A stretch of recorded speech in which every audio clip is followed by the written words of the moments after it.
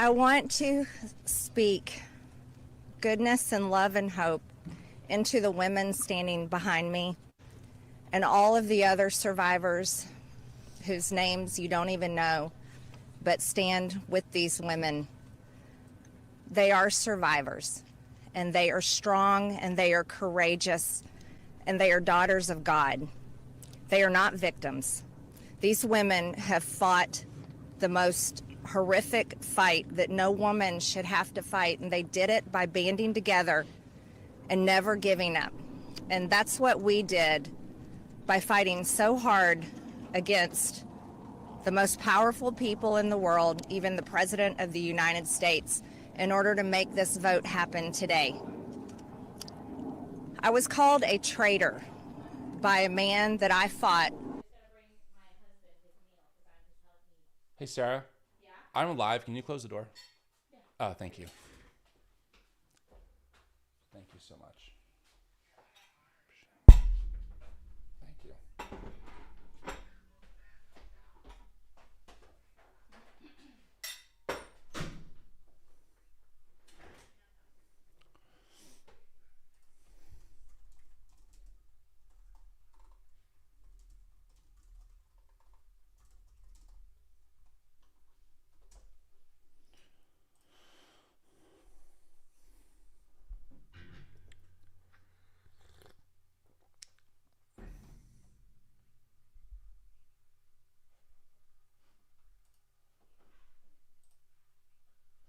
Because the American people whom we serve as representatives here in Congress demanded that this vote happen, and they put more pressure on every single elected politician in this city than has ever been put on them.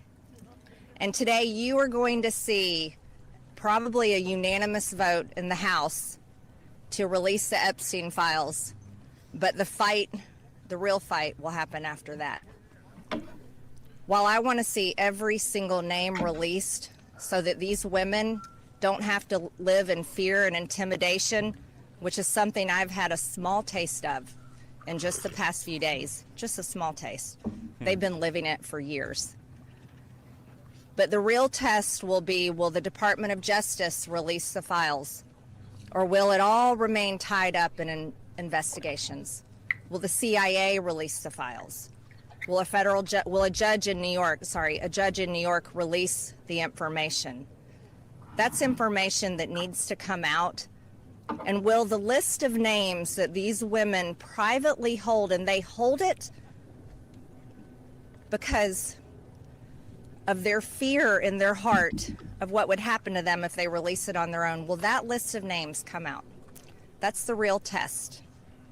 So I want to thank Thomas Massey and Ro Khanna for your bravery in doing something that is much needed in America, crossing the political aisle that has become bigger than the Grand Canyon in America. But these men crossed that aisle on behalf of these women. And that is more of what is needed today in America than ever in our history. So thank you so much. Who's next? Ro, I'll let you introduce. Thank you. Thank you. Hey, friends, just welcome in. Thank you. It's the last minute thing, so here we go. Margaret, Last minute. Green, for your courage and your words. Before I introduce our survivors, I just want to say that they will make their statements, and then you can ask questions of Representative Massey, myself, or Representative Green, but we do not want people asking questions and cross-examining the survivors. They're here to tell their stories, and they should be heard by the American people with respect. Of course, Congressman Massey, myself, and Congresswoman Green would be happy to answer questions after that. With that, let me introduce the survivor who's helped organize a lot of this, and will be telling her own story and introducing the other survivors. Haley Robson, thank you for your courage and leadership. Absolutely, thank you all. Oh, good morning. It's a little chilly coming from Florida, not used to it. I want everybody to take a look I know everybody sees us today as grown adults, but we are fighting for the children that were abandoned and left behind in the reckoning. This is who you're fighting for. This is who Congress is fighting for. This is who the House of Representatives are fighting for, and hopefully the Senate will fight for us too. I want to kick this off right, and I want to address Marjorie Taylor Greene, Thomas Massie, and Rokana. I want to express my gratitude for all three of you, and I know, Rokana, we spoke earlier. This is an incredible thing that I'm watching as a Republican, and this is non-political, but for you to go against your own party and to be ostracized, there's no place for political violence, there's no place for intimidation, and I can say firsthand, stepping out against Epstein and his crimes against children, we have all experienced that ourselves. So for you to knowingly put yourselves at risk and put your career at risk is unbelievable to watch, and we are so grateful. I also want to make a proposition for Marjorie Taylor Greene, because you've been an advocate for this. If you decide to read those names on the House floor for immunity, I will be more than happy, no security needed. I will stand beside you. I will hold your hand. I will hold your coat in solidarity with you. And on top of that, I did talk to Jayapal, who said she would be more than happy to read those names too on the floor with all of us. It's time that we put the political agendas and party affiliations to the side. This is a human issue. This is about children. There is no place in society for exploitation, sexual crimes, or exploitation of women in society. There's no room for it, guys. We're not having it. And to the President of the United States of America, who is not here today, I want to send a clear message to you. While I do understand that your position has changed on the Epstein files, and I'm grateful that you have pledged to sign this bill, I can't help to be skeptical of what the agenda is. So with that being said, Call it out. I want to relay this message to you. I am traumatized. I am not stupid. I am traumatized. I am not stupid. You have put us through so much stress, the lockdowns, the halt of these procedures that were supposed to have happened 50 days ago. The Adelita Grijalva who waited to get sworn in. And then get upset when your own party goes against you because what is being done is wrong. It's not right. For your own self-serving purposes, this is America. This is land of the free. Land of the free. In 1863, we have a woman on top of the Capitol building represent freedom. I do not feel free today. I don't know if the women behind me feel free today. So I am begging every member of Congress, every representative, to step up and choose the chaos, choose the survivors, choose the children, protect the children. All children, you protect all of us equally. Thank you very much for your time. Following that, Lisa Phillips will be the next survivor. Powerful. Powerful. Friends, if you're just tuning in, we're watching the press conference of Epstein survivors. Good morning. My name is Lisa Phillips. It's an honor to stand here again for something America is finally united on: the immediate release of the entire Epstein files. In a divided nation, this is one demand we all share. Last time I stood here, I made a promise to all survivors watching. If those in power refused to release the truth, we would start uncovering it ourselves. For anyone who doubted that, that moment has already arrived. Since that day, more survivors across the country and around the world have reached out. Text, emails, DMs, firsthand accounts, and evidence. Many are women who were abused or trafficked through the international modeling pipeline Epstein built, promising visas, apartments, opportunities, futures, while exploiting their dreams for abuse. Most are still terrified to speak publicly because the men involved are powerful. They're connected, and as we know, they're protected. For too long, survivors have watched others speak for us. And while we are grateful for our allies in Congress on both sides, we've realized something. This fight belongs to us. We lived it, and we know the truth. And we will not wait quietly for institutions to decide when we're allowed to speak. The survivors now coming forward have entrusted us with their stories. We are sharing that information with the proper authorities, and when it can safely be made public, it will be. So today, we are launching something historic. The first national, survivor-led political movement in America. Nonpartisan, laser-focused on exposing the systems, the loopholes, power structures, and silencing mechanisms that have protected predators for far too long. We are stepping directly into the halls of power, into the political arena. We will help rewrite laws that failed us and build protections for our nation's children together, targeted by sexual exploitation. Together, today, survivors begin our own fight, the survivor revolution. And we intend to change this nation for the better. If you're a survivor who wants to join us, please reach out. And to anyone who benefits from the current system, intentionally or not, remember this. Alone, yes, we are afraid. But together, we are feared. Thank you.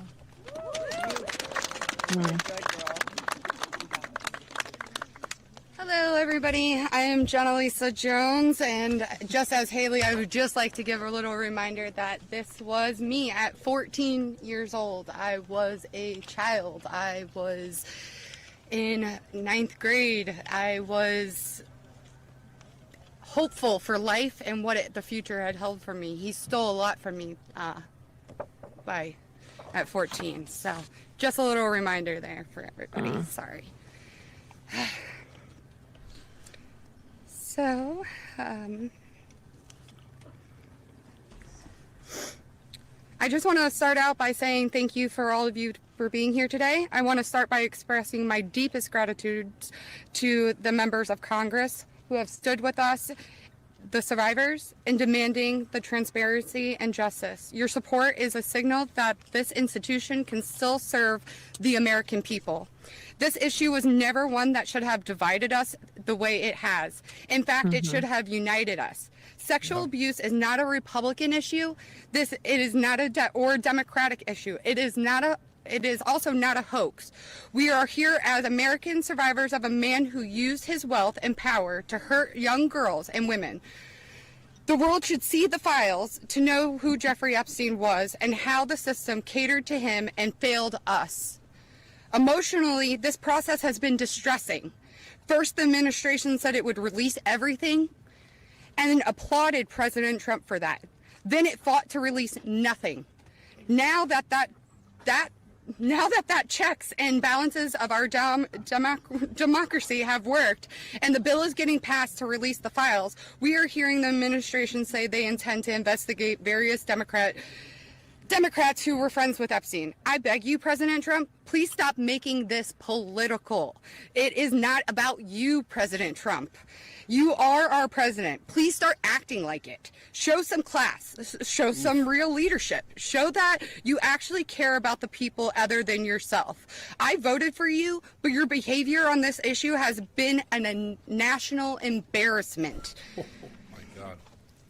Call it out. It is time to take the honest, moral ground and support the release of these files, not to weaponize pieces of the files against random political enemies that did nothing wrong, but to understand who Epstein's friends were, who covered for him, what financial institutions allowed his trafficking to continue, who knew what he was doing but was too much of a coward to do anything about it. Jeffrey Epstein and Ghislaine Maxwell were able to recruit and abuse young girls and women. Then it cut out. Horrible history will repeat itself It's back. if we do not It's do back. something about this. Thank you to the brave congressmen and women who have stood by us and recognized our side is the American side, and we should all be proud once again to be Americans. I want to just extend my thank you so much to all three of you, very, very much. The first time we were here, listening to people yell shame at you. And when she was here in support of us, really hit home and spoke some volumes. And I just very much appreciative of your support, and we stand by you. Don't let any of them bully you. We're here for you. Thank you, guys.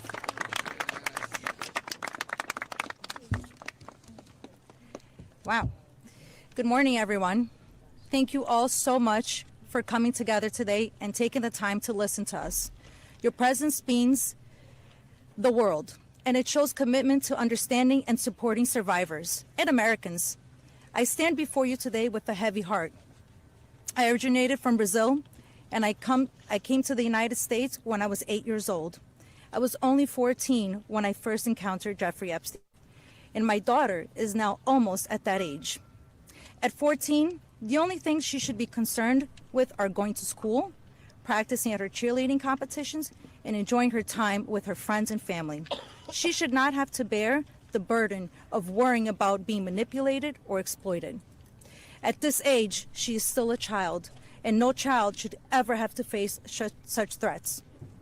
I also want to address a troubling statement made by a prominent figure on a major platform who suggested that a 14-year-old should not be considered a victim of pedophilia. This is a dangerous and incorrect notion. When we talk about how children at 14 should still be treated as children, I ask you to look at the young people around you. Remember when you were that age? Do you think you should have been responsible for being groomed? Put yourselves in our position when we were young. I'm here today not to just share my story, but to call on all of you to help make a difference. We need to support to push for the Transparency Act and release the Epstein files. Please reach out to your Congress members and senators and urge them to support this crucial legislation. The truth is something that we all deserve, and it is vital for safety and protection of the future of generations. Think about all the young people in your life, your daughters, your nieces, your friends. Let's stand together and ensure that they grow up in a world where they are safe and valued. I often wondered, why did this happen to me? And then I realized, God only gives you what you can handle. I'm here for a purpose, and that purpose is to make a difference today. So let's stand together to protect our children and our peace. Thank you. It's good that you called out Megyn Kelly for that nonsense. Yeah. Good morning. I want to say a few things before I begin.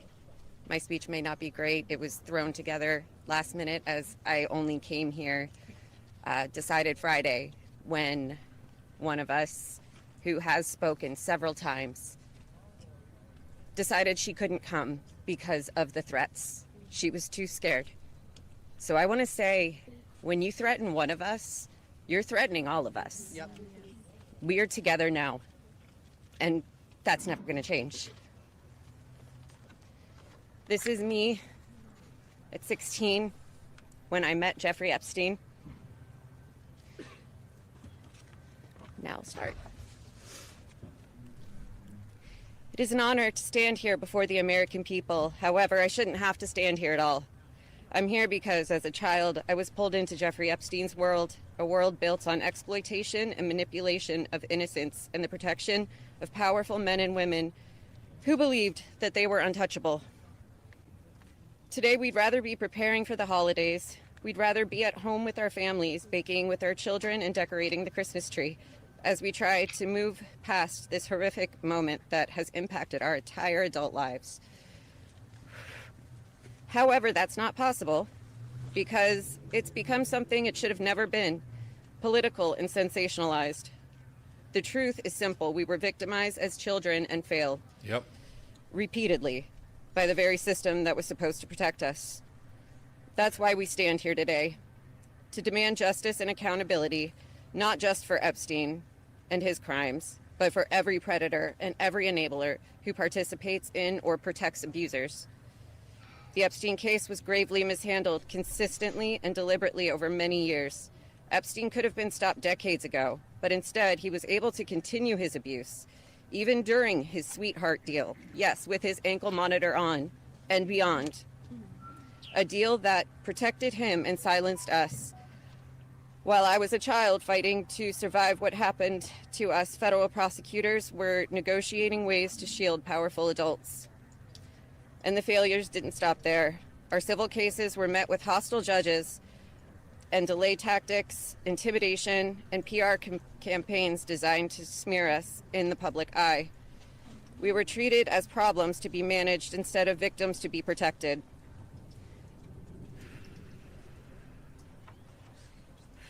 Today, something has changed.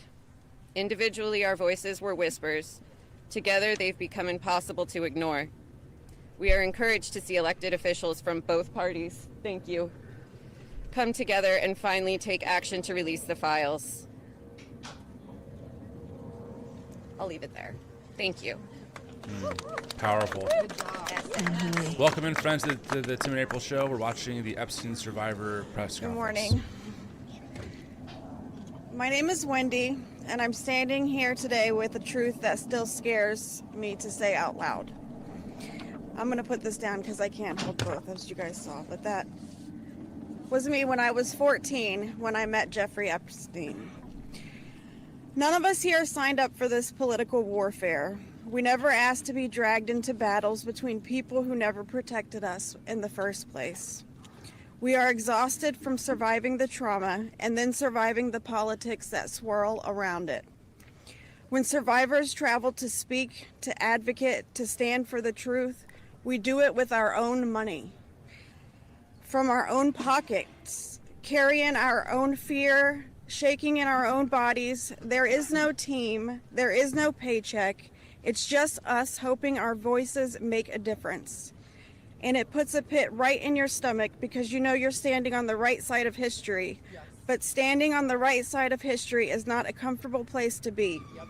It never has been. And in a sick, heartbreaking way, it's an honor to show up, an honor to speak here, and an honor to stand in light when the world tried to keep us in the dark. And what keeps me standing is, even with all this fear, I have a 14-year-old daughter myself, the same age I was.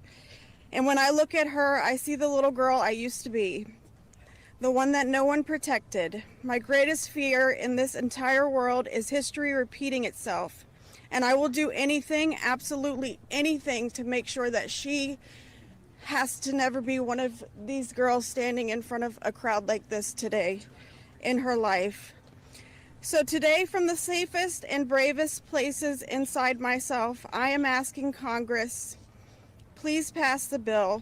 Please release the records. Stop making survivors fight alone for the truth that should have protected us in the first place.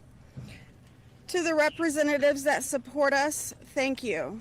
Thank you for standing beside survivors so we don't have to face this fear alone. Thank you for choosing what is right over what is easy. And every survivor who is scared right now, your fear is real.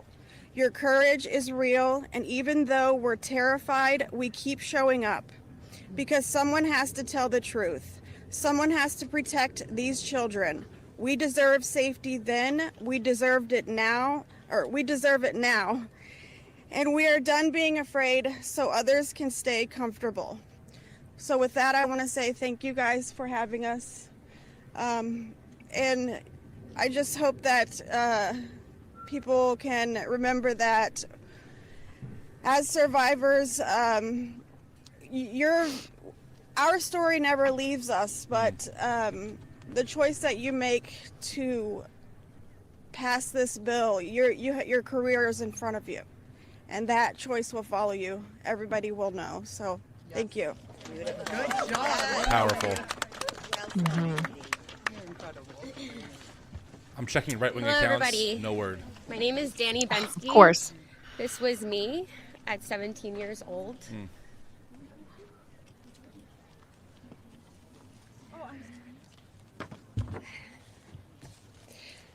Coming from the dance world, I was recruited in 2004 after a systematic breaking down where Epstein leveraged my mother's brain tumor scans. He threatened me to withhold care for her. He trapped me in a year-long cycle of abuse. The last time I was here in Washington, D.C., I talked about being a part of this beautiful mosaic of women behind me, and they are exactly that. They are a beautiful mosaic of energy and passion and love and life. I am one story of 1,000. You think of that number, 1,000. I spoke of how big our hopes and dreams once were, and I talked about how they were completely shattered at the hands of Ghislaine Maxwell and Jeffrey Epstein. Now I look at this amazing community behind me. They are survivor sisters. We are together. We stand together in this. And I realize that we are a representation of women across America. We come from different backgrounds. We have different religions. We are different races, different creeds, different ethnicities. We have different political affiliations. Some of us don't want to be political at all. And yet we stand here together for this cause. We're united in the call for transparency, complete transparency, to find justice. Justice for our younger selves. These pictures that you see, they're real people. I wish I could go back and give my former self a hug and say, this matters and it's going to change, and mean it. We are standing here for justice for the youth of tomorrow, and justice for those who are no longer with us, like the beautiful, brave Virginia Giuffre. We understand that the road is long, but I implore you to stay the course, please. Living in an age where you can get news in 10-second clips on your phone, I know that this is a big task for us, but it's a very personal one for survivors. It's a very personal one for us as a country. So I'd like to ask you to try something right now. I'd like everybody to close their eyes or soften their gaze just for a moment. And I want everybody to think of a child that is close to them between the ages of 14 and 18 years old. It could be your daughter, it could be your niece, it could be a friend's kids, it could be you at a former age, it could be your mother at that age. But really envision that for a second, 14 to 18 years old. Once you think of that person, I want you to think about what they feel like. What is their energy? What do they smell like? What sound do they make when they laugh? Really think about that child just for a moment. Now I want you to picture a pair of giant looming wooden doors and an overbearing marble landing. Those are the doors to Jeffrey Epstein's house. Do you allow that child to enter or not? If the answer is yes, you would allow entrance. You stand with predators. If the answer is no, then congratulations, you're on the right side of justice. Now you have homework. I am calling for the American people. You have homework. Call your congressional leaders. Call your senators. Please support this bill. Let's get it all released. Thank you very much.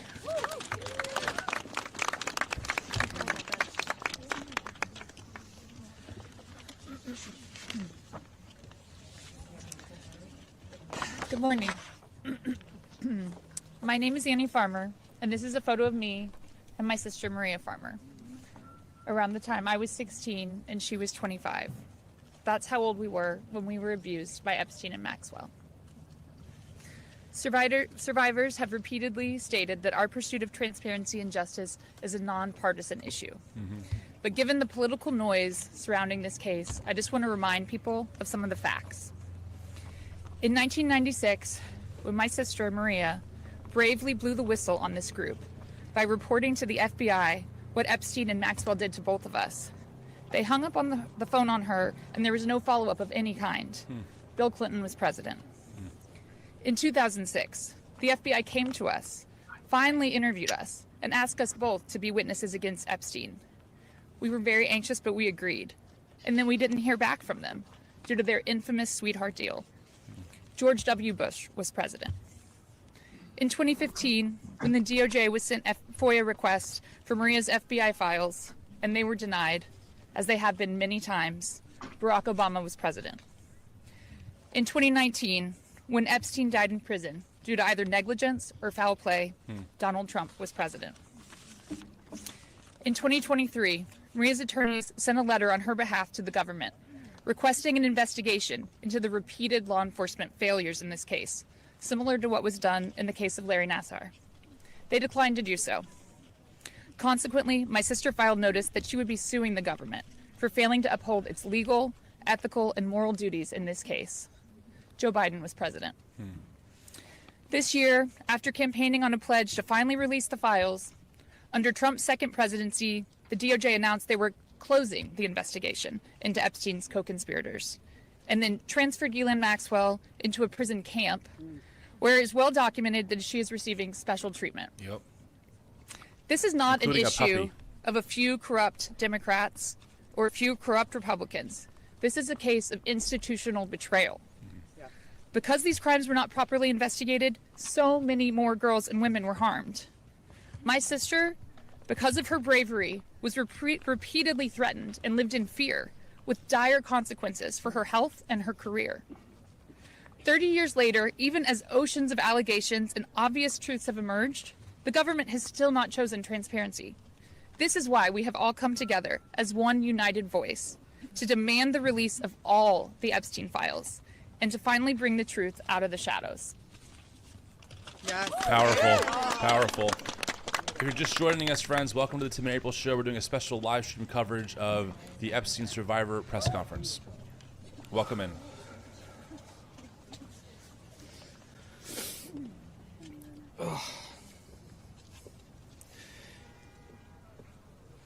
Ladies and gentlemen, esteemed members of Congress, and everyone gathered here today, I want to start by thanking the three of you. Thank you. It takes a lot of bravery to do what you're doing. We hear you. We see you. It means a lot for you to be here with us, and I know my sister would be incredibly proud. This is the moment she was fighting for and the moment that all survivors are fighting for, so thank you. My name is Sky Roberts, and I stand before you as the brother of Virginia Roberts Giuffre, a warrior, a mother, and a sister whose legacy will forever resonate in the hearts of those who understand the fight against injustice. Today, we find ourselves in a place of deep sorrow, shattered by the loss of our beloved sister. Yet, we are honored and privileged to carry her voice forward and continue her relentless fight alongside her fellow survivor sisters. Virginia's story is one that should have been filled with promise, but instead it became a harrowing tale of exploitation and survival. At just 16 years old, she took a job at Mar-a-Lago, believing she had secured a dream summer position. But that dream quickly morphed into a nightmare when Ghislaine Maxwell preyed upon her innocence. This isn't just the story of one girl. It's a story about the insidious nature of power and abuse, a dark chapter in our society that must be told. Virginia was no stranger to trauma. In her memoir, Nobody's Girl, she shares the painful truth that she had already suffered abuse at the hands of our father and a family friend. But what happened next was unfathomable. Epstein and Maxwell didn't just abuse her, they trafficked her to a network of the rich and powerful. Princes, prime ministers, politicians, financiers, and lawyers. These men committed unspeakable acts against her will, and against the will of countless survivors who stand united with us today. Virginia's strength was tested in many ways that most of us can hardly imagine. She was manipulated, coerced, and threatened, forced into complicity in her own devastation. She often spoke of psychological scars that ran deeper than the physical ones. From the start, she wrote, "They manipulated me into participating in behaviors that ate away at me, eroding my ability to comprehend reality and preventing me from defending myself. The most destructive wound they inflicted was that of forced complicity, a betrayal of self that was crafted by her abusers. But I stand here today to declare that their tactics of fear and intimidation did not work. Virginia's spirit could not be broken. She became a beacon of hope, a warrior, fighting not just for herself, but for every survivor who suffered in silence. She said, "I felt it was my duty to stand up to predators like Epstein and Maxwell. I would put my neck on the line to make sure my daughter never has to go through what I had to endure." These survivors, like Virginia, have transformed into mothers and strong women, fierce in the face of adversity. Many of them have daughters the same age they were when they faced their own abuse. They are determined to break the cycle, to shatter the silence that has kept so many in the shadows. Virginia quoted in her memoir, "There I was, as the mother of 3 children. I felt it was my duty to stand up to predators like Epstein and Maxwell." I mentioned to Ellie in particular, her daughter, I would put my neck on the line to make sure she never has to go through what I had to go through. I said, joining Edward's CVRA case, what I would want somebody to do for my daughter or sister and friend. In the end, I said, I was just trying to do the right thing. That's what I felt like I'm doing, I said. I'm making a small dent in this big world we live in.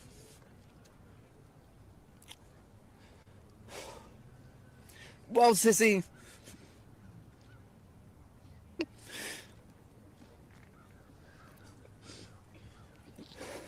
you didn't just make a small dent.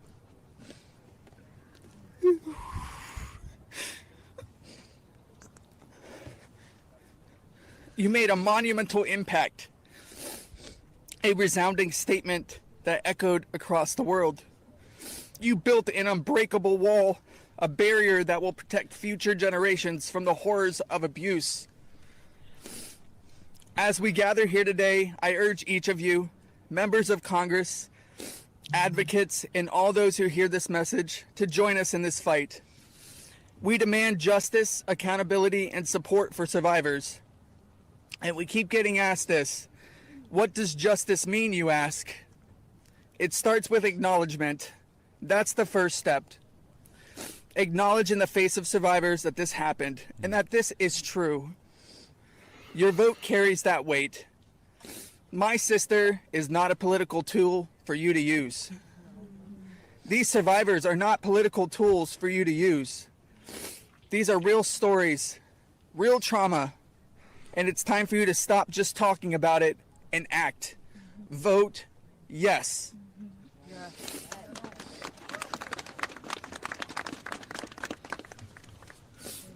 Virginia's legacy is not just hers. It belongs to all of us who stand against injustice. Together, we will ensure that the voices of survivors are heard, that the truth prevails, and that the horrors of the past are never repeated. Thank you. Thank you for listening, and thank you for standing with us. Together, we will not let Virginia's fight be in vain. Together, we will not let the predators win. Together, we will be the change this world desperately needs. Thank you. Ooh. Wow. Powerful. So beautiful. Wow. I wish everyone could watch this. I know so many people are just ignoring it. When I met Jeffrey Epstein in 1991. Megan Basham. I always share the date when I talk about my story because people rarely acknowledge how long this has actually been going on. And for too long, truth has been buried, survivors have been silenced, and powerful people have been protected. And today we stand in a moment that will decide whether our government still belongs to the American people or to those who prey on them. Because when mountains of evidence and decades of victim reports across 5 administrations still lead to sweetheart deals or no prosecution at all, this isn't just one case gone wrong. It's an institutional failure on a historic scale, and every member of Congress and this administration must answer for that failure. Millions of sexual abuse survivors know the pain of speaking up and watching the institutions that are meant to protect them look away. We're not alone in this. Epstein may be the headline, but the betrayal reaches every corner of our country. And if our justice system can collapse this completely for so long, then Congress cannot pretend that the system is working. Not for us, and not for the generations that will live with the consequences of what they choose now. One long overdue step towards repairing this damage is the Epstein Files Transparency Act. Because without transparency, there's no accountability. Without accountability, there is no justice. And without justice, democracy dies. Yeah. So representatives, you have a choice to show millions of Americans whether you stand with us or with the powerful predators that are counting on your complicity. Thank you. Yeah. Good job. Gosh. The amount of injustice is like unfathomable. For decades, they've been fighting for this. And we're Yeah, still it goes pulling very teeth. Good morning. This is me. This was me. My name is Charlene Rochard, and I stand before you today not as a victim of rumor or conspiracy, but as a survivor of Jeffrey Epstein's abuse. Far too long, survivors like me have been dismissed, silenced, or told that our pain was exaggerated or fabricated. Let me be clear. This is not a hoax. Yes, it's not. What we endured was real, and it has scarred lives across 5 presidential administrations. The truth has been buried in sealed files and hidden records for far too long. The Epstein Files Transparency Act is not just about survivors. It's about America.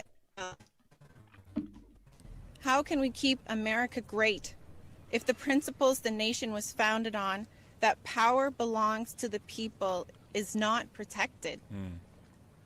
No one, no matter how wealthy and well-connected, stands above the law. If we cannot face the truth, then we betray the very ideals that defines us as a country. By passing this act, Congress has the chance to prove that truth matters more than privilege. Yes. That justice matters more than influence. And that America has the courage to confront even the most uncomfortable realities. This is not just about survivors. It's about every American who believes in accountability, fairness, and the promise of justice. I stand here today not only for myself, but for every survivor of Jeffrey Epstein's abuse who has carried this burden in silence, and for every citizen who believes that justice delayed is justice denied. Yes. I want to thank Representatives Ro Khanna and Thomas Massey for standing with us. Thank you. And I especially want to thank Representative Marjorie Taylor Greene. Who would have Her thought? unwavering support, Who would have thought? her courage to stand with us and demand transparency gives us strength. It shows that this fight for accountability is bigger than politics. It's about humanity, justice, and truth. This is about America's future. It's about whether we, the people, will be heard when we have the courage to stand for truth and justice. Our voices are real. Our pain is real, and our demand for justice will not be silenced. Thank you. Amen. Oh boy.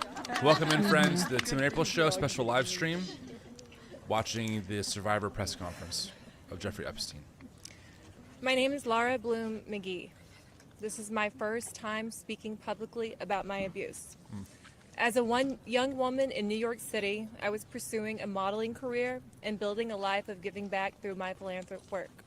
Instead, I was intentionally groomed and became part of an international model sex trafficking ring that was led by Jeffrey Epstein. I was sexually and mentally abused by Jeffrey Epstein. He used my dreams and vulnerabilities to silence me.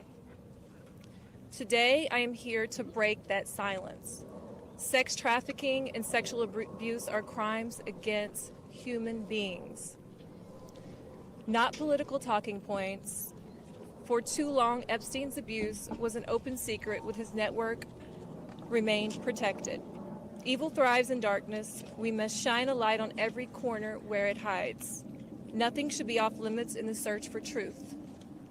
Please vote that everything in the files be released. Let investigations proceed without obstruction. Demand oversight and deliver justice. The government must never side with predators. I come as one survivor, but I stand here for everyone who prayed for me, who believed in me, and who hoped for me. To my fellow survivors, your courage brought me here. We are more than victims. We are mothers, daughters, sisters, friends. This is not a hoax, and we will not be erased. Shame on any elected official who obstructs truth and justice for the American people. Thank you. Amen. Good. Girl. Really powerful.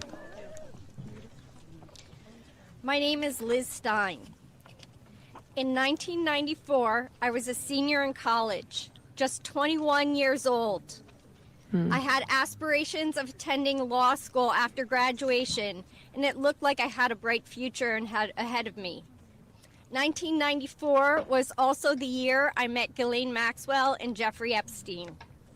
My involvement with them changed the trajectory of my entire life.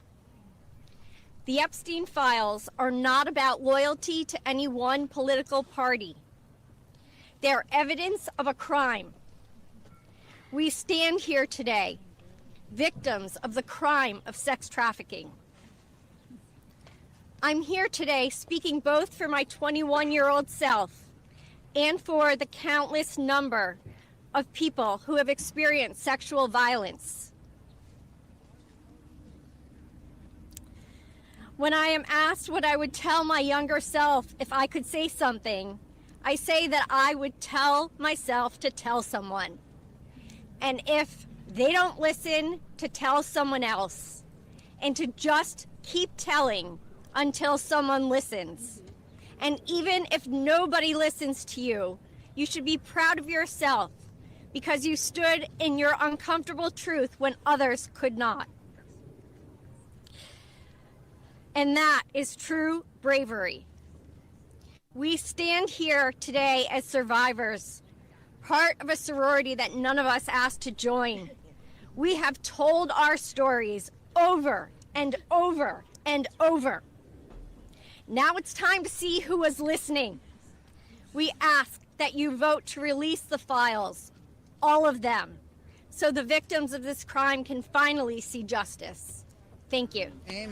Yes. Go, girl. So many victims, now survivors. It's And this is not all of them by right, any it's like means. a fraction. It's over 1,000. Yeah. Well, Someone hello, said earlier. everyone, and I want to first say thank you for your ongoing leadership. I know it must not be easy thing to do, much like it's not easy for us to be doing this. So I guess we're in this together. So thank you so much. I feel like our courage has, we're reflecting, mirroring courage, because that's what it takes to do this, right? So this was me at 22 years old. I was not a child, technically, very young adult. I imagine most of you here can relate to the mindset and to be 22 years old. So today is a good day, and I thank God for that. It's widely and undeniably clear that our current political climate is quite rigid and seemingly at war with one another. This sets a stage. This sets a stage for voices, survivor voices, to get spoken over and drowned out by the political darts whizzing by. Not today, though. Today, our truth and our power have steadily risen up. We are at the peak. Our voices prevail today. Our voices initiated the coming together of both political parties. That's pretty big, I think. Where's Mike Johnson? Republicans and Democrats, we all stand together today. We all stand together for justice, and we must continue to do so to protect the integrity of our country and our democracy. Truth and justice must prevail. The children today are those that will lead this nation one day. Think about that. What does that mean to each of you? If anyone doubts that this does not directly contribute to the fate of our country and democracy, I challenge you and I urge you to think again. Our voices are a fundamental pillar of future generations. Today, that's what we stand here for. Accountability, action, and justice. Let's get this vote done today. Let's send it through the Senate and straight to President Trump's desk for signing. I'd like to be there that day that he signs. I'm sure all of us would like to be there. Today is a good day, and let's keep moving forward. Thank you so much. I just want to give you a hug. Okay. Hey guys, we're actually pressed for time, so we are not going to be taking questions. Going further, I bring back Rokana. He's going to do our closing conversation and comments. Well, thank you, Haley. Teresa is right. It's pretty big what the survivors have accomplished today. And I just want to say how eloquent, strong, and admirable they were. Let's give them a round of applause for their courage. Really powerful, really brave. Thomas and Marjorie and I will take a few questions from people who haven't. Go ahead. Is basically right now calling on the Senate to make revisions to this bill because he says it doesn't adequately protect the survivors, the victims that are standing behind you. Your response to that? That's been a red herring all along. The survivors have always been in favor of this legislation, and there's a provision in there you can read if he would just read it that protects them. Now, if he wants to offer more protections in the Senate, that's fine with us, but here's the problem. Now we have to vote on it again in the House. Yep. And so they're trying to delay it over and over. Delayed is justice denied. It could be just another delay tactic. But we want to, Is that what you think? That's the motivation from the I think the Speaker wants to save face. He's going to vote for a piece of legislation today that he's disparaged for 4 months. And however he needs to come on board, we want him on board. So we appreciate it. What do you say? What do you say to Andrew Mountbatten? Go ahead. Go ahead. What do you say today to Andrew Mountbatten, wins of a man all the way over? I can't hear the question. Well, you know, there's becoming a reckoning in Britain that needs to happen in the United States. A prince lost his title. The ambassador to the United States lost his job. We need to see those same kind of consequences here. As my colleague Rose said, there shouldn't be buildings named after these perpetrators of these heinous crimes. There shouldn't be scholarships named after them. And there needs to be accounting. We've seen tens of thousands of pages released by the Oversight Committee. What we've not seen is a single name. So I implore you to look and see if we really have true justice and transparency. What do you say? And the survivors will know when that is happening. I do think that Audio's not great, friends. Sorry. To come and testify at our oversight committee, and that can be bipartisan. But I share Thomas's view that the urgency that the British people have shown in getting justice needs to inspire an urgency here in America.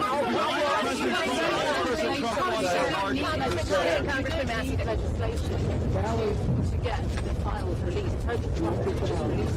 Is that frustrating to you? Why are you doing that? And also, did you ask him to be here today? It's really powerful. Look, I'll let my colleagues speak. I hope the president meets the survivors, and I hope when he signs the bill, the survivors are there.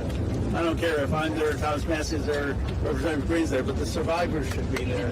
But I hope he meets them, because I think if anyone who meets them and sees their emotion will be moved. Yeah. And my goal is to get justice here. So I hope he will meet them and really hear what's happened and actually take action. But the broader point is, yes, the president could order the Justice Department to release the files. Yep. But what in a constitutional democracy, what we're supposed to have is Congress says that the files should be released, and then it's not on the whim of any president. Then the Justice Department is compelled to release those files because that's the law of the land.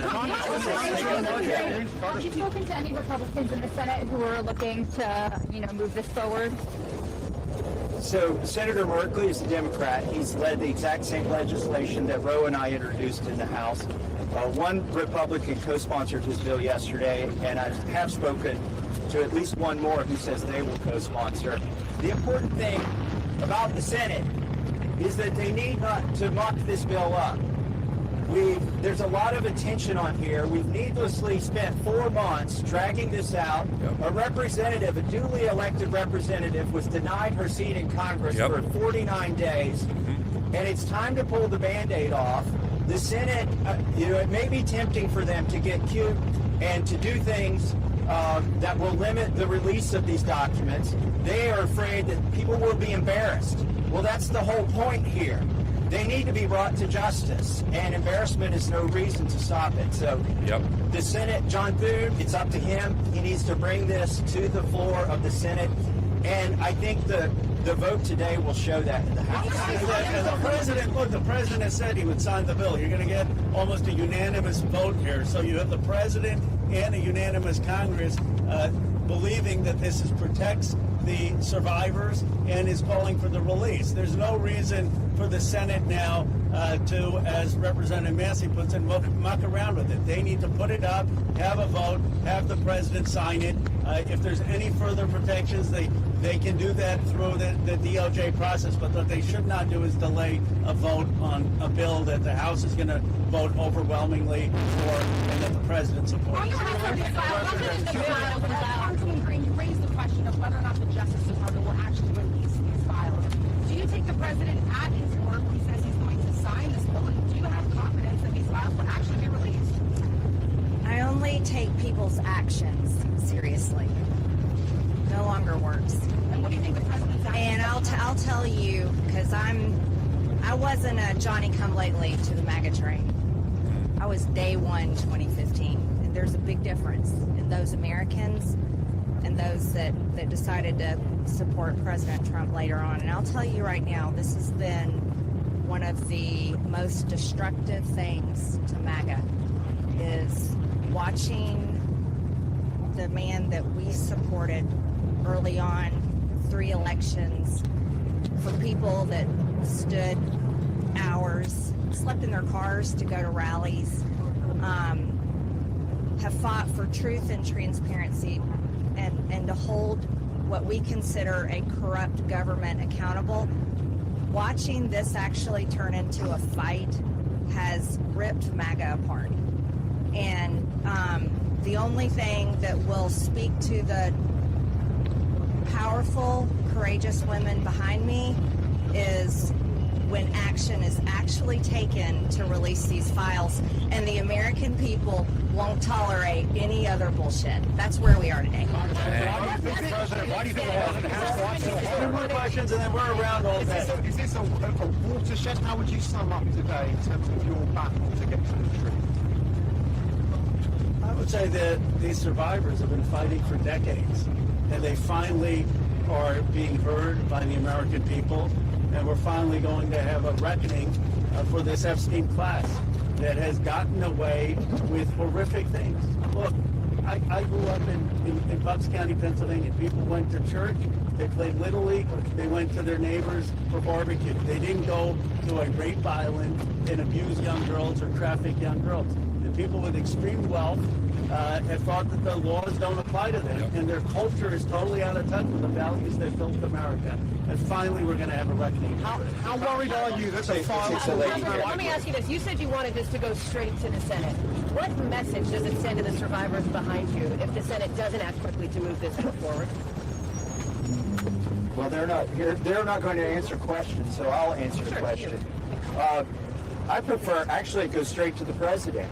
He can release these files without the Senate acting. Sometimes they take a long time to get things done. The House figured out a way to take 4 months to get this done.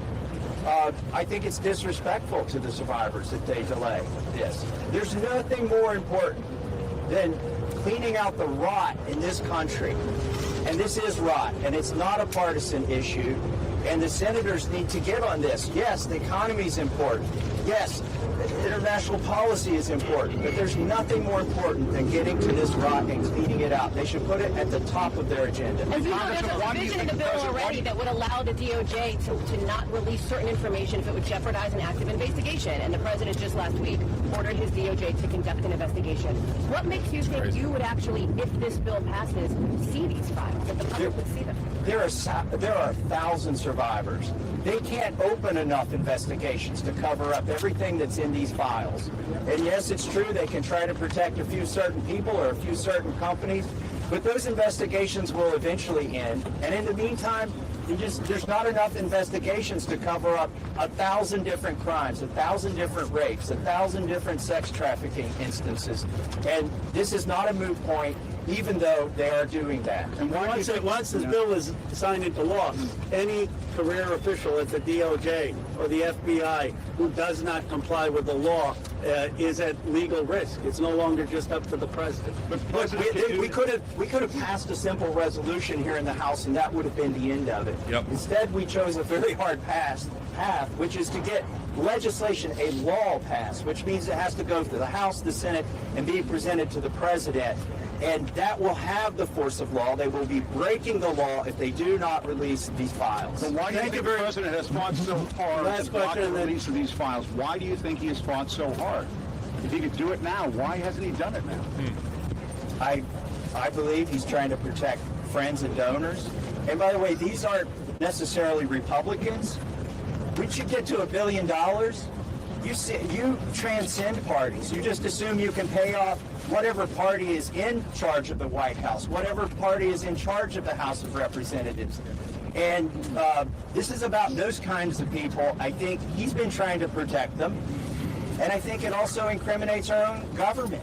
This is a complete and total failure of the justice system, as the survivors have witnessed here today to us. It incriminates the FBI. It incriminates our intelligence agencies. It incriminates police departments in West Palm Beach. Wow. And that's what has been protected by this, either willfully or unknowingly, and it's time to end it. I would agree with Representative Marjorie Taylor Greene that what matters now is just the action. I don't speculate on what politicians' motives are or what's in their heart. The point is the American people have spoken, Congress has spoken, release the files. It's time for justice. Thank you very much. Okay, there we go. Wow. Holy moly, friends. Wow, I guess welcome in. This was a last minute decision. I found out while I was at the gym at like 8:45 this morning that there was a press conference. So I texted April, I hopped home, and we just went live kind of last minute. Thanks for joining us. That was I don't know. I have a lot of thoughts on that. Holy moly. Very brave of those survivors to speak publicly against a lot of powerful people. And I do believe that a huge reason of why this hasn't happened sooner is because of all of the powerful people that could be implicated in the release of these files. I mean, at the end, he said police departments. I mean, and he made a good point that when you become a billionaire, it's not about party anymore. You can just pay off whoever you want to hide whatever you want. What do you think about Marjorie Taylor Greene? This has been a very interesting storyline, seeing her really flip. And I mean, look, I'll take it. She's standing with these survivors. Like, a win's a win, you know. But it's been very interesting to see. I mean, she did an actual apology on, I think it was on CNN a couple of days ago, saying that she's sorry for all the toxic, you know, behavior and stuff. So I don't know. It's just been interesting to kind of see her 180. Yeah, I don't know what to think about her. Hold on. People are saying I'm really loud. I'm trying to. I got you on my end. I lowered. Did you turn me down? Yeah. Okay. Yeah. You know, I have conflicting feelings about Marjorie Taylor Greene. I will say I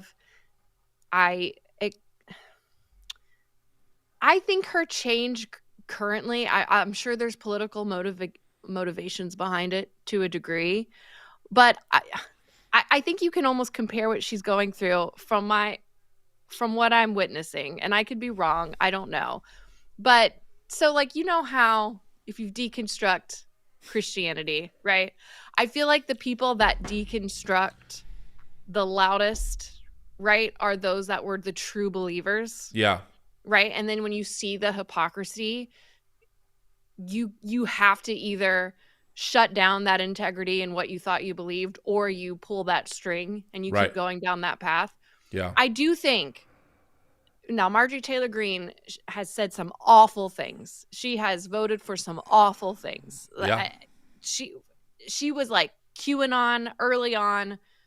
And I do believe that out of a lot of MAGA, she was a true believer in that. I think she genuinely believed that Donald Trump was this like hero to come and save trafficked children. Because remember, like, that was a huge plot point of QAnon. Like OG QAnon. There was like Pizzagate. There were, you know, the Wayfair cabinets. Like I know. I was part of that. I was like, at the time, I was skeptical myself. You know, I didn't know any better. Well, the Pizzagate and stuff was.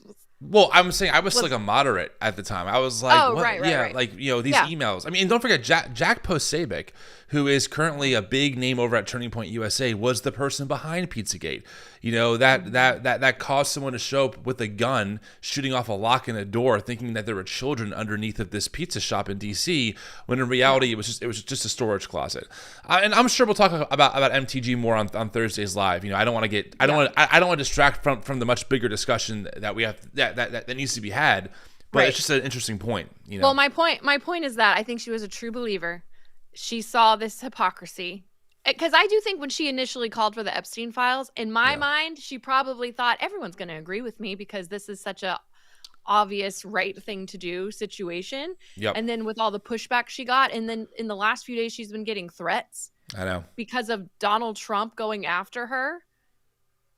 I can imagine this is like that first little thread that she's pulling. And I think we proceed cautiously with her, but I would be a hypocrite if I could be like, oh, well, she will never change because I changed. Exactly. You know? I changed too. Like, right. I'm gonna hope that she's genuinely changing, but I'm not going to like make her a platform. Like, do you know what I mean? Totally. I mean, for people just joining, especially on Substack with Lincoln Square, maybe you don't know much about us, but we were two former conservative evangelicals, Christian nationalist types who left that behind, but are still very much Christian because of our faithfulness to being Christian. That's why we left it behind. So, you know, we come from that world. And I mean, look, I remember when the Wayfair stuff happened and being like, oh, this does feel suspicious, right?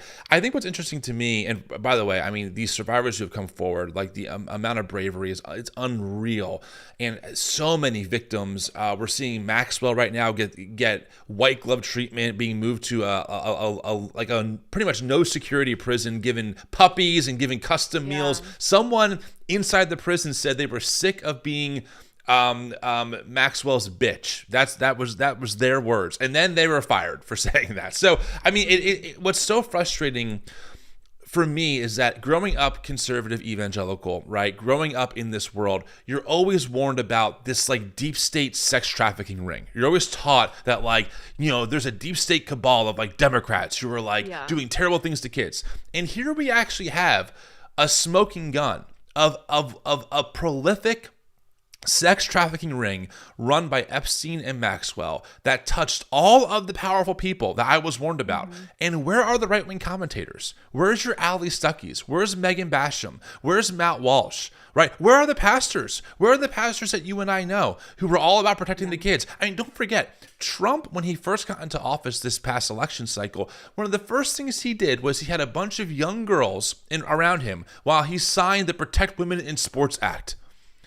Remember that? And it was just a way of banning trans women, like all 10 of them from the NAACP at the college level, right? That was a NCAA. huge. Sorry, and NCAA. It's early April. Okay, I'm only my bad. Scratch that for the record. Yeah, the NCAA. Thank you. But my point is that was a huge thing. All of these right wingers. Oh, Trump is protecting women.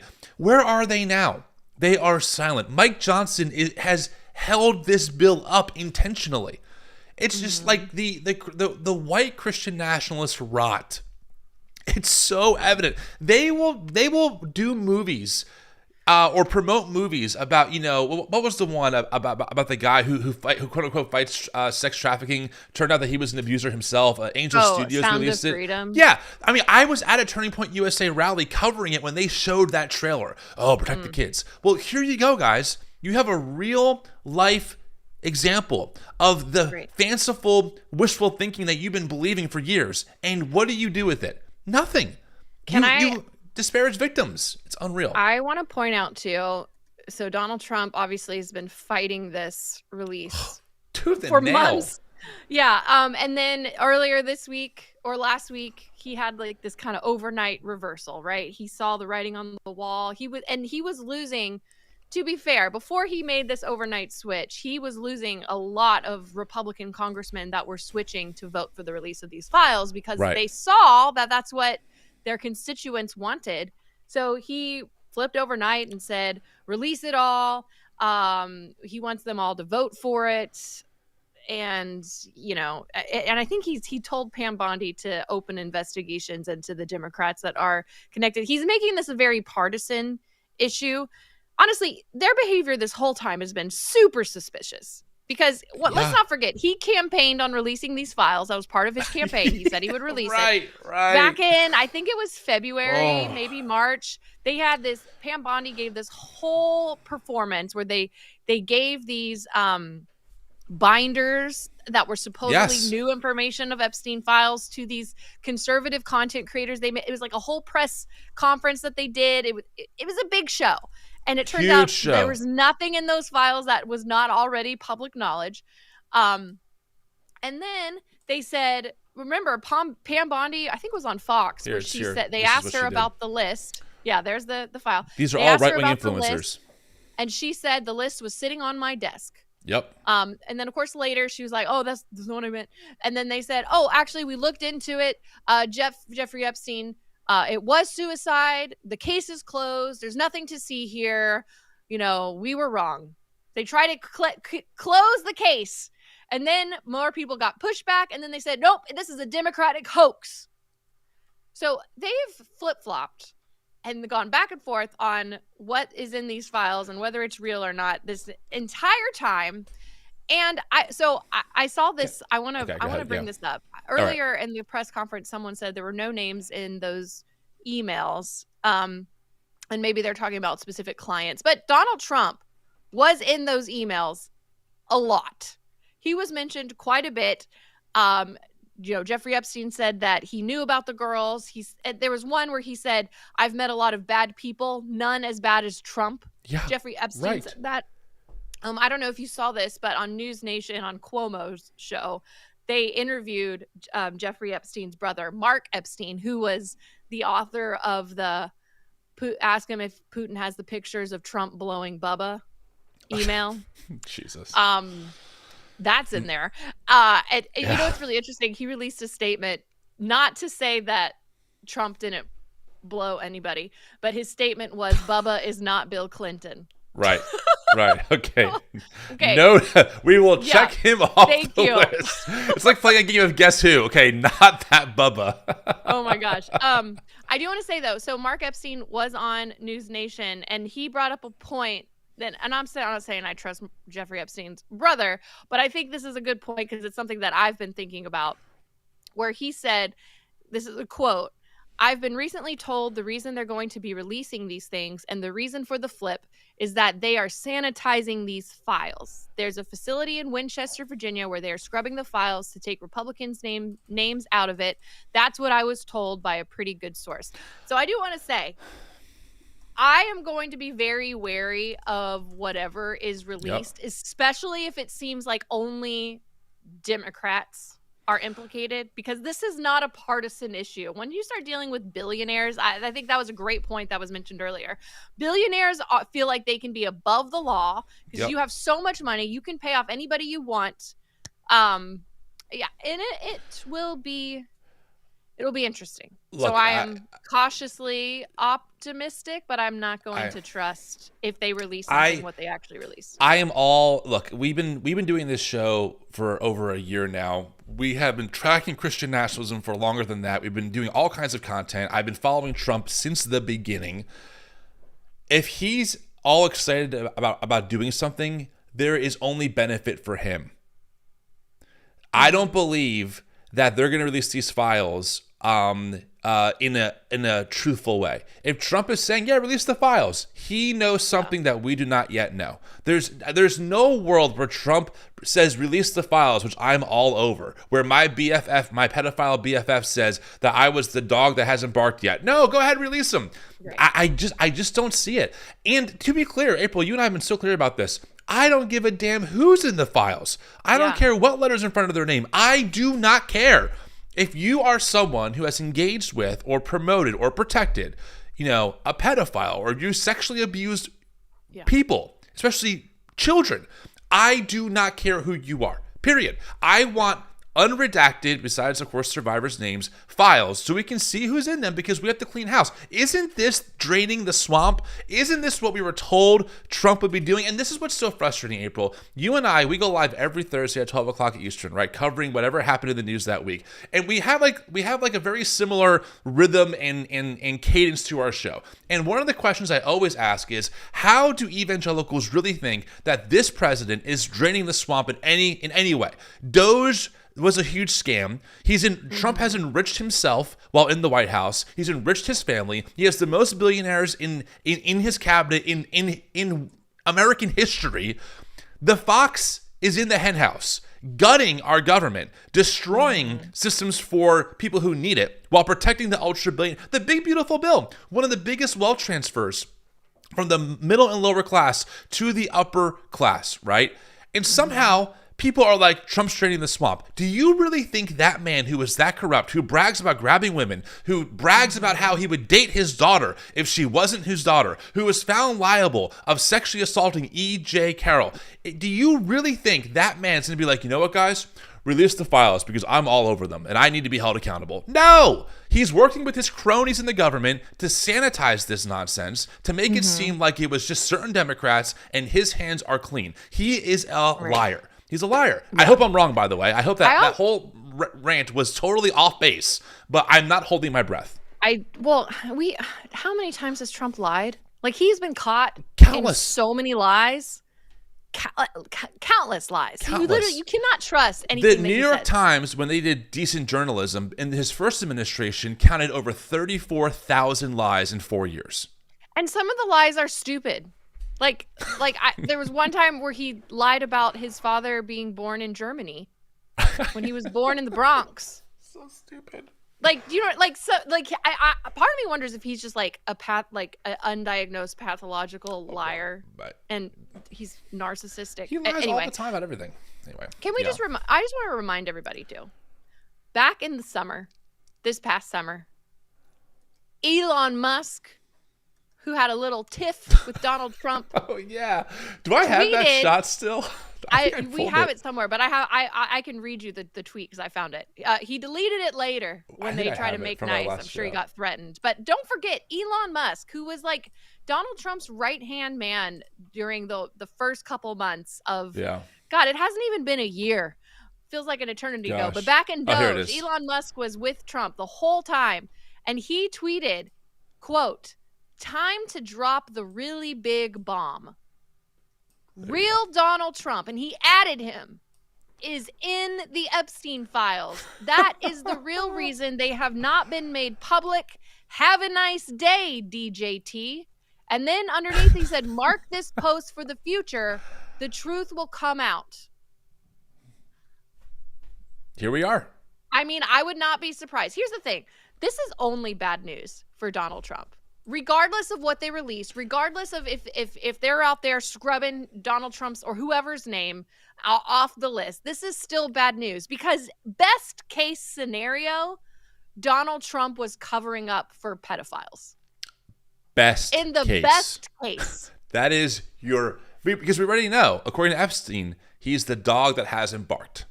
And why do you think Maxwell has been getting kid glove treatment ever since she talked to his DOJ? Ever since she said Donald Trump only ever behaved as a gentleman. He was great. Yeah.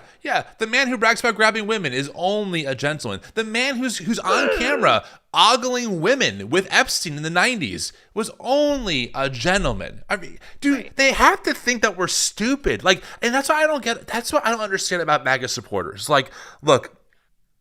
If you're a MAGA supporter, do you realize that Trump thinks that you are dumb? Trump thinks that you will believe anything he says. Trump thinks that you are stupid. That's what I don't get. Like, it's so obvious. It's so clear that Trump doesn't care about his base. He doesn't care about... Trump robbed his own people in a cryptocurrency scam earlier this year. He does not care about you. He does not care about anything except himself. He is a textbook, like, extreme narcissist. And you think he cares? You have your bills went down? Have your grocery costs went down? Where's that check we're supposed to get from all the Doge savings or from all the tariff savings? They're not coming. They're not coming. Jesus. I do think it is very frustrating. That's probably putting it mildly too. That, as you mentioned, like that 2016 Access Hollywood tape where Donald Trump is on a hot mic bragging about assaulting women. And how do they not see that Donald Trump could easily be in these files? Like that's not a far-fetched stretch. And that's another reason why I think if Marjorie Taylor Greene is genuinely changing her mind, she still has a ways to go because, you know, she mentioned like old MAGA was good, right? Like, no, old MAGA was never good, you know? But to be fair, when I first started deconstructing, I thought, oh, old white evangelicals were good. Like, we've just gone crazy now because of Donald Trump, you know? Like, it took me a few years before I realized, oh, no, I was actually a Christian nationalist too. Right. Do you know what I mean? Like, so I'm going to say, I'll take these baby steps. But it is so frustrating because it's like Donald Trump has never been a good person. And it is wild to me that you can be, I don't know. Anyway, is it release cool? The damn files. Is it cool? I want to take a few minutes briefly, and then we'll wrap up. We've been live for a little bit now. This was a very surprise last minute thing, but just to people maybe who are new to the show, part of what we love to do is help people understand Christian nationalism and how it functions. And I just want to take maybe a few minutes and help you understand why white Christian evangelicals and conservatives really are not gonna lose. They're not going to give up supporting Trump in mass, in my opinion. Okay, I mean the latest polling is that about 76% of white evangelicals support the job that Trump has been doing. And I understand if you didn't grow up in the bubble, you might think like, I don't get it. It's so clear. How can you support this man? Let me explain something to you on in this category of when it comes to abuse.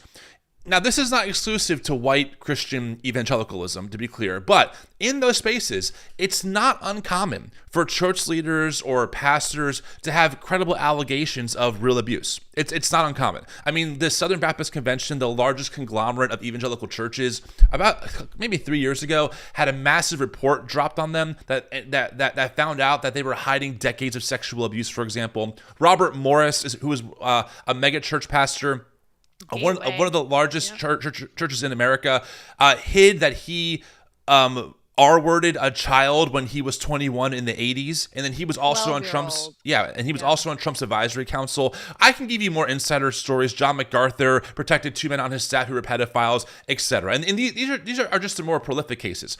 There is something. Doug Wilson married a known pedophile. Yeah, exactly. There is something in the water of this space, and I think it's a matter of authority and spiritual authority that convinces people that touch not God's anointed. This idea of like, if God has chosen this person to lead, it doesn't matter what they do, they can always come back from it, even if they sexually assault children. And so you have to understand that for white evangelicals, if they believe that God has chosen Trump to lead the country, there really isn't much he can do for them to give up support. They might critique him. They might say, well, I don't like that, but it's not enough for true justice to happen, because in their church circles, this is not an uncommon scenario. And usually survivors are not protected and the leaders are. It's very rare for a church to really hold a leader accountable. And again, to be clear, we're not talking about, someone had a bad day and like made a mistake and said something that they shouldn't have. We're talking about people who abuse children, who abuse women, who abuse other people for their own sexual twisted gratification or for their own, dominance and power. And so there's a real connection between being in that space and being used to hearing these allegations that you always tend to not fully believe because, well, my pastor would never do that, so-and-so would never do that. Or and it was like a satanic attack, like Christian persecution, trying to take down a holy man. Exactly. And that translates right over to this, because you have to understand, if you're a white evangelical, you've had people in your ear for over a decade telling you all the reasons why God has chosen Trump to save America from the evil left, from the liberals, from the Marxists, from the gays, from the feminists, right? You're in a culture that reinforces that in your podcast content, in the books that you read, from the pulpit on Sunday mornings, in your media content. So that's how this works. That's how this space works, which is why I say I am not at all even a little bit hoping or believing that white evangelicals are going to betray Trump en masse, even if it says in the files, Trump sexually assaulted these people. They will not believe it. They'll call it a hoax. They'll call it an attack by the Democrats. They will just not believe it. And that's important to realize. Yeah, I don't think that's going to be true for everybody. I think a lot of people will change, actually. Well, we'll see. I hope that you're right, by the way. I want to be clear. I would love to see to be clear, Jesus it's not moment. Because of the Epstein files. It's because people are facing economic hardships and it's actually impacting them. And that will, and I've seen it happen anecdotally already, people starting to trickle. But you are absolutely right in that it's why it would either take this long or not change at all. Because there will definitely be people that will never betray Donald Trump because of the power that he gives them, no matter what proof comes out. 100%. Yeah. Okay. Well, what do you think, April? Pretty good? Yeah. I mean, it's terrible. I also just want to emphasize I hate how Donald Trump has politicized this, and he's not the only one. Like, this has kind of been politicized for a while. But I want to just emphasize the survivors.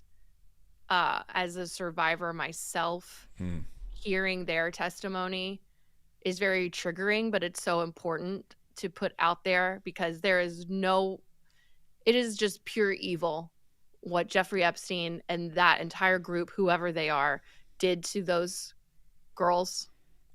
And I think, I hope, it's not going to happen, but I hope that we can try to be centering their voices and centering their stories, because they're the ones that were so harmed and negatively impacted by this whole thing. And it's not about taking Donald Trump down, right? It's just about exposing the truth and bringing justice for little girls, for children who should have been protected. So. Well said. Friends, the Tim and April show goes live every Thursday at 12 o'clock Eastern, both on YouTube and on Lincoln Square Media. This is a show produced by the New Evangelicals, a nonprofit organization that I founded in 2020. If you're looking for a better path forward in your faith, you can go to thenewevangelicals.com, join our free community. Everything we offer is totally free. Tons of resources helping you be empowered to dismantle Christian nationalism and find a better path forward in your faith. I appreciate you all hanging on last minute. April, thanks for jumping on at the last second. I know this was, first off, a tough thing to watch as a survivor yourself, like you said, and also just a last minute, audible that we made. So, thanks for making time. I appreciate it. Yeah, thanks everyone for being here. We'll be live again in 2 days on Thursday. So later today, they're planning to vote in the House to release the files. So I'm sure we'll talk about that more on Thursday, because I'm sure a million things are going to happen between now and then. Yeah, that's right. Well, I'm Tim Whitaker. And I'm April Ajoy. See you Thursday. Bye.